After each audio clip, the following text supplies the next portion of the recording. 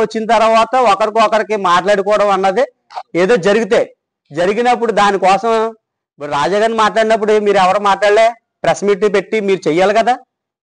జగన్ గారి కోసం ఇప్పుడు అధినాయకుడు జగన్ గారు పార్టీ పెట్టిన నాయకుడు ఆయన కోసం మాట్లాడినప్పుడు ఎప్పుడు ప్రెస్ మీట్ పెట్టి మాట్లాడలేదు. ఎందుకు మాట్లాడలేదు? మీకు దమ్ము లేదా? మీరు ఒకవేళ మమ్మల్ని అడగచ్చు మీరెందుకు మాట్లాడలేదని. ఎవరు రానిచ్చారు? మీరు రానిచ్చారా?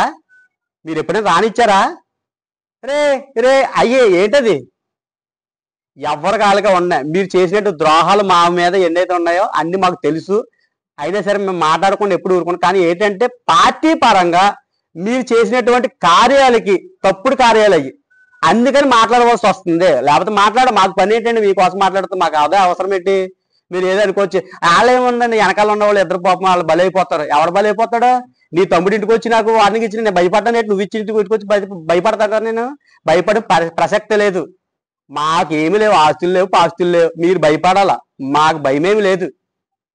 తెగెత్తే తెడ్డే ఎవరికైనా అంతే, అంత తప్పించి ఏమీ లేదు. ఇంకొకసారి చెప్తున్నాం, పార్టీ కోసం కష్టపడి పనిచేయండి. ఆడెవడో ఏదో అంటున్నాడు, నేను ఇప్పుడు మాట్లాడుతున్నా రేపు వద్దని ఇంకో ఫోన్ కేసు గొట్టంగాడు. ఆడే పెద్ద ఫోన్ కేసు గొట్టంగాడు. ఆడు బూరుపుల్లో వచ్చిన తర్వాత పరిచయం చేసి లేదంటే తిప్పింది మేము కొంతమంది ఉన్నాం. ఆ విషయం కూడా అన్నవాడికి కూడా తెలుసు. ఒకవేళ టాలెంట్ని బట్టి ఆడు ఏదో ప్రతి దాంట్లో ఏలేటేసి సంపాదించుకుని ఉండొచ్చు. ఎవడు సంపాదించుకుంటే ఎవరిదంటే ఆడికే వెళ్తుంది.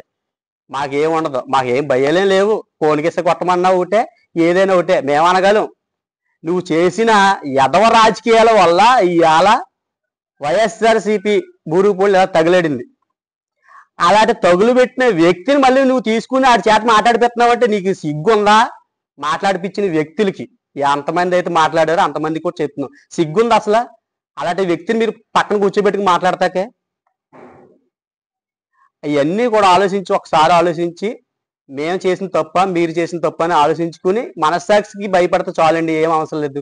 పార్టీకి ఇంకో విషయం, పార్టీకి మీరు మాత్రం ఎప్పుడన్నా కార్యకలాపాలకి అసంఘ కార్యకలాపాలకి ఎప్పుడన్నా మీరు భంగం కల్పిస్తే మాత్రం మీకు కంపల్సరీగా యాక్షన్ తీసుకోవాల్సి వస్తుంది. ఎన్నోసార్లు అయింది, రాజాగారి దృష్టికి తీసుకెళ్ళడం చాలాసార్లు అయింది.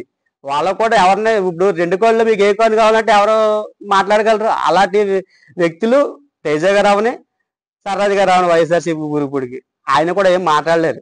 కాబట్టి ఇది ఎదుటి వారికి ఎవరికి ప్రభుత్వంలో ఉన్నటువంటి వారికి మనం కించపరచకుండా మనం లోకు అవ్వకుండా చూసుకోవాలని ప్రతి ఒక్కరికి మేము చెప్తున్నాము. అడప నరసింహమూర్తి అనే వ్యక్తి చెప్తున్నాను. మేము తర్వాత కూడా లాస్ట్లో మళ్ళీ ఒకసారి నోరు అదుపులో పెట్టుకుని మాట్లాడటం చాలా మంచిది. నువ్వు ఎవరికో ఫోన్ చేస్తే ఎవడ భయపడ్డా ఇక్కడ భయపడతామంటే నువ్వేదో అనుకుంటున్నావేమో.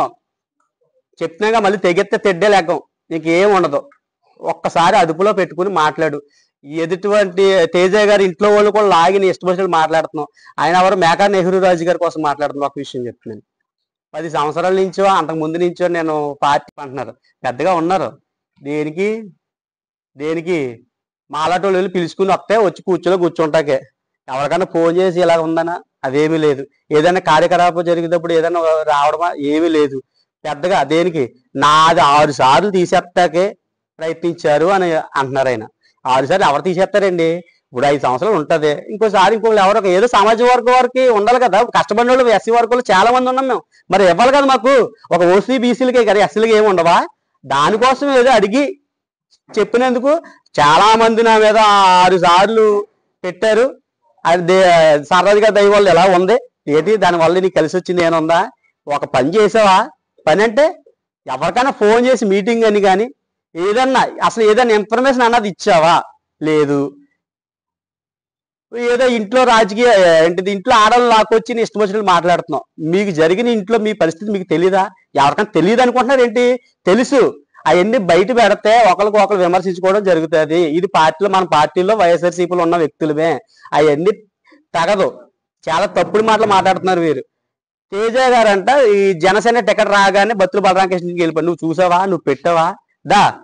మీరు ఈ 6 రోజున స్టేజ్ మీద ఉన్నప్పుడు మీరు ఇచ్చిన పుష్పాలు అవని అభినందనలు అవని అవన్నీ మాకు ఆధారతో ఉన్నా. నీకేం ఆధారం పెట్టు దమ్ముంటే.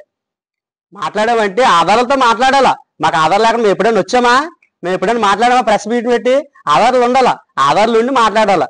అంతే తప్పించి ఇష్టం వచ్చిన నోటికి ఏదో వస్తుంది మాట్లాడేయకూడదు. ఒక్కసారి మరి ఒకసారికి మిత్ర బృందం ద్వారాగా మీడియా ద్వారాగా తెలియపరుస్తున్నాం, ఒకే పార్టీలో ఉన్నాం.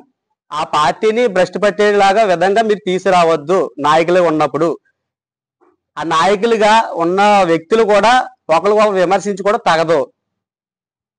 ఇష్టం వచ్చినట్టు మాట్లాడుకుని ఇష్టం వచ్చినట్టు ఆన ఉన్న ఎదరగంటి ఈయన ఉన్న ఎదరగంటి కూడా అన్నది తప్పు కాదు. ఒకసారి ఆలోచించండి.